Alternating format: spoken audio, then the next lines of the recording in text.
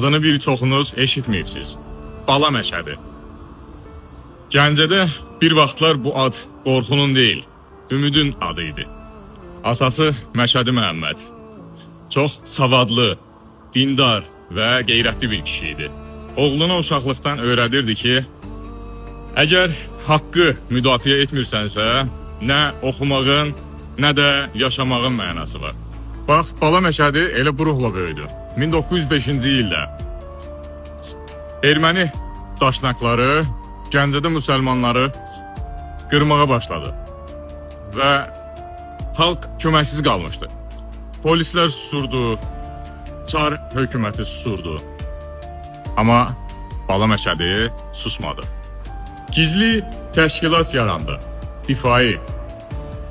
Və bu təşkilatın Gəncədəki qolunu idarə edən şəxslərdən biri elə məhz Bala Məşədi idi. Silah tapdı, planlar cızdı, insanları təşkilatlandırdı. Yəni hədəf erməni terrorçuların elə başçısı idi. Dənə-dənə, səssizcə Gəncəni elə bu qandan təmizlədilər.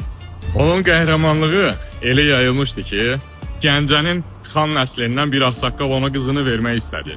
Və dedi, elə bir oğlana qız verilməzmi? Sən xalqın qürurusan. Amma Bala Məşədi sadə bir insan idi. O, şöhrəti yox, vicdanlı yaşamağı seçdi. Bugün küçələrdə adı yoxdur. Kitablarda da çox az yazılıbdır. Amma bilin ki, bugün Gəncə Gəncədirsə, elə Bala Məşədi kimi kişilərin sayəsində. Atasının öyrətdiyi bir şeyi heç vaxt unutmadı.